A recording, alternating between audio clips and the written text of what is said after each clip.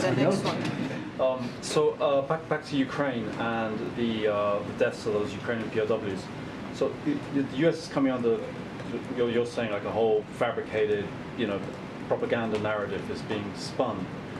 Is there anything that the administration will be able to point to, have people look at when they look at what the pictures that have been and so on, that would tell you that that would not be a HIMARS? Is there any evidence that you're going to be able to bring? Well, let's see what they plant, right?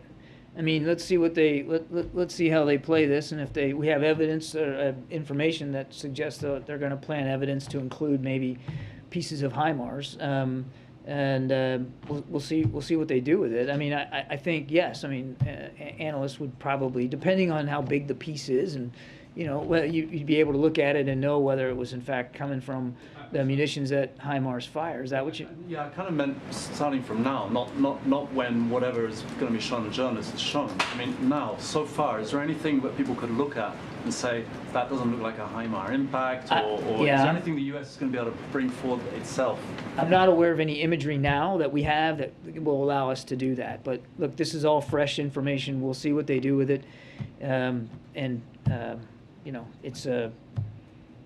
it's another common play out of the Russian playbook here to accuse others of what you did yourself.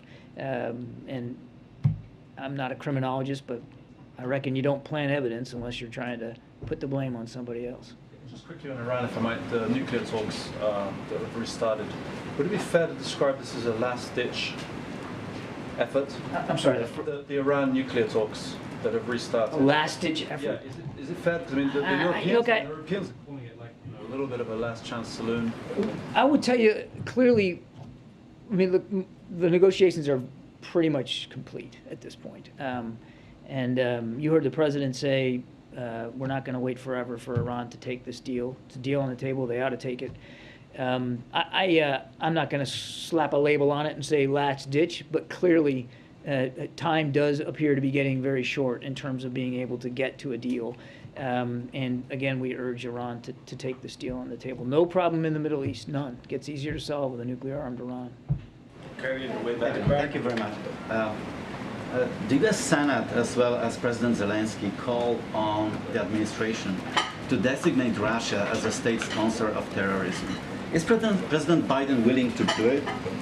The State Department's taking a look at the possibilities around the potential designation. They're still looking at that. I don't want to get ahead of their process. I would also add that a lot of the things that designation, a lot of the authorities that come with it, I mean, a lot of the actions you can take were already taken. I mean, we have levied unprecedented sanctions against Russia, just unilaterally from the United States, let alone the rest of the world. And one more on